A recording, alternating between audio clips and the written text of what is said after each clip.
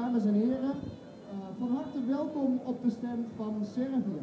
U heeft zojuist al een stukje van de Servische cultuur gezien. Servië is een land wat bekend staat om haar rijke folklore. Dit is folkloregroep Sveti Nikola uit Zaandam. Ze hebben u zojuist al een klein stukje van hun kunsten laten zien. En zij zullen na afloop van mijn presentatiedagen zullen ze nog een uitgebreid optreden voor jullie verzorgen. Graag wil ik jullie eventjes de komende minuten meenemen op een reis door Servië. Servië is natuurlijk nog een relatief nieuwe bestemming op de Nederlandse markt, maar we staan inmiddels alweer een paar jaar hier op de vakantiebeurs in Utrecht. En dat is zeker niet voor niets.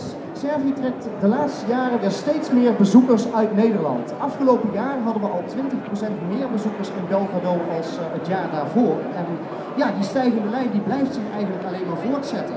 U heeft het misschien de afgelopen dagen ook al wel in de media gezien.